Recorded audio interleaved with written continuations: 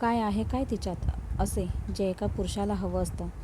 तिला घेऊन चार चौकात नेण्यात लाज वाटते. माझे मित्र म्हणतात, वहिनी आहे की सनकाडीन, ना अंगावर कपडे शोभत ना तोंडावर मेकअप.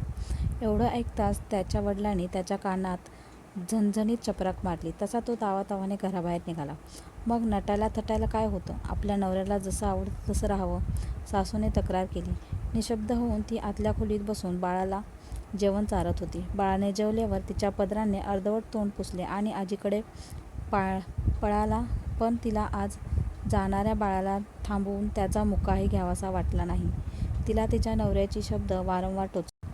लग्नानंतर जेव्हा जेव्हा ती त्याच्या पाठोपाठ फिरत तेव्हा तेव्हा तो म्हणायचा, हे काय बरं वाटतंय, एकत्र कुटुंब आहे आपलं. पण तरीही तिला त्याचा सहवास आवडी. कधी बाहेर फिरायला जायचा विषय तिने काढला की तो म्हणे, बहिणीला राग येईल, पण तिने नेहमी त्याचा मान राखला.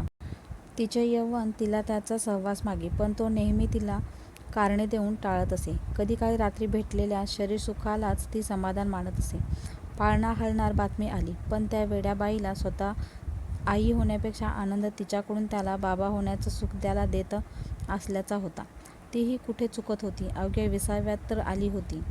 तिला तिच्या नवऱ्याचा सहवास हवाहवासा वाटी. त्याच्यासाठी खूप काही करावंसे वाटे. खूप गप्पा माराव्या, खूप खेळावं, प्रश्न विचारावे त्याला, त्याच्या पसंतीचे जेवण, त्याच्यासाठी साज शृंगार करावं, रोज नवीन नवीन साड्या तर कधी नवीन प्रकारच्या वेणी. वास्तवात बघितलं तर ती नैसर्गिकरित्याच यौवनाची राणी होती. तिला कोणत्याही प्रकारच्या साज शृंगाराची गरज नव्हती. एकदाच बघून एखाद्याच्या डोळ्यात भरून यावं असं सौंदर्य तिच्या अंगी होतं. पण का कुणास ठाऊक तिच्या नवऱ्याला ते दिसत नव्हतं. काही करून ती त्याला आपल्याकडे लक्ष वेधण्याचा प्रयत्न करी, पण सारं काही निरर्थक असे. तो म्हणायचा, जबाबदारी वाढली, काम जास्त करावं लागेल. तीसुद्धा त्याच्या प्रत्येक बहाण्याला खरंच मानाई. बाळ झालं गोंडस, पण तिला त्या बाळापेक्षाही आधी त्याच्या चेहऱ्याचा आनंद बघण्याची घाई. त्याने एकदा तरी यावं आणि डोक्यावरून हात फिरून तिला थँक्यू असं तिला वाटले. पण तो मित्रमैत्रिणींच्या घोळक्यात व्यस्त झाला. सर्वांनी पार्टी पार्टी म्हणून हल्ला केला आणि तो सर्वांना घेऊन हॉस्पिटलच्या कॅन्टीनमध्ये गेला. का कोणास ठाऊक तिच्या डोळ्यातून अश्रूचा एक थेंब पडला. पण मनाला तिने समजलं, असू दे, पार्टी तर द्यावी लागणार होती ना शेवटी. बाबा झालेत ते. त्याला पंख्याशिवाय झोपता येत नाही आणि बाळाला पंखा नको म्हणून बाळंतिणीची व्यवस्था दुसऱ्या खोलीत केली.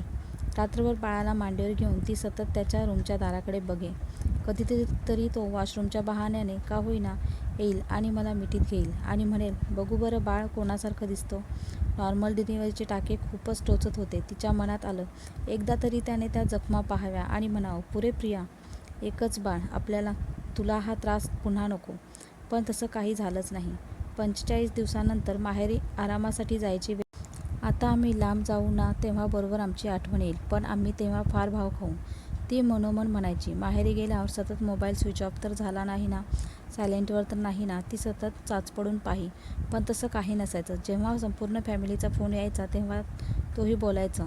एके दिवशी तिची मावशी भेटायला आली. बाळाला मांडीवर घेऊन म्हणाली, मग बाबांचा फोन येत असेल. तिने फक्त हसून हातातील मोबाईलवरचा त्याच्या नंबरची कॉल डिटेल दाखवली. एखाद दुसरा कॉलशिवाय काहीच नव्हतं. मावशी बाळाला पुन्हा तिच्या मांडीवर देत म्हणाली, तिकडे लक्ष नको देऊ, हे बघ किती गोड बाळ आहे याच्याकडे. तिने बाळाकडे बघितले. खरंच खूप गोंडस बाळ आहे आपलं. आपण उगाच निराश होतो. आपलं बाळ किती छान आहे. मी आता सर्व लक्ष आपल्या बाळाकडे एकत्रित केलं. आईपणासोबत तिला शहाणपणाही आलं होतं. हळूहळू तिने ठरवलं, अपेक्षा केल्या की त्याचा भंग होतो. त्यापेक्षा नको त्या अपेक्षा आणि नको ते अपेक्षा भंग. हळूहळू तिलाही दुनियादारी कळू लागली. आपला पती आपल्यापासून का दूर आहे याचे कारण स्पष्ट होत होते. त्याच्या आयुष्यात अजून कोणी होतं. तिला कधी त्याला जाब विचारायची इच्छा झाली नाही. ठाऊक होतं, ज्या व्यक्तीने इतके वर्ष आपल्याला गंडवलं तो कशाला आपल्याला खरं सांगणार. पण तरीही उगाच आंधळेपणाचा चष्मा लावून जीवन जगत होते. त्याच्याबद्दल माहिती पडल्यावर तिला कधीही त्याचा राग आला नाही. तिला स्वतःचाच राग येतो. तिला तिच्या वेडेपणाचा राग येत असे. सगळ्या गोष्टींचा असर तिच्या शरीरावर होऊ लागला. बाळ मोठं झालं होतं. त्याचे दूध सुटले होते. दुधाने भरून दिसणारी तिची छाती आता फार सपाट झाली होती. मनाने ती सतत पडत होती, कुडत होती. तिच्या शरीरात जेवण जात नसे. कसं तरी एक घास आणि एक घोट पाणी पिऊन आपला आहार पूर्ण करी. डोळे खोल गेले होते, गाल चिमले होते. साजशृंगार, नटणं थटणं कोणासाठी. तिने या सगळ्यांपासून पण आज झालेल्या प्रकारामुळे ती मोकळी झाली होती. मनात कोणतीही कुमठा नव्हती. ती किचनमध्ये गेली. तिने 2 पोळ्यांचा काला केला, त्यावर रस्सा घेतला आणि पोटभर जेवली. तिला आज जेवताना घास लोटण्यासाठी पाण्याची गरज भासली नाही. आता फक्त तिला जगायचं होतं. ती मोकळी झाली होती. तिचा श्वास मोकळा झाला होता. कारण कळत-नकळत आज त्याने त्याच्या गुन्ह्याची कबुली दिली होती. तिला प्रश्न फक्त पडला, जर त्याच्या आयुष्यात दुसरी कोणी होती, तर माझ्या आयुष्यात का पणाला लावले?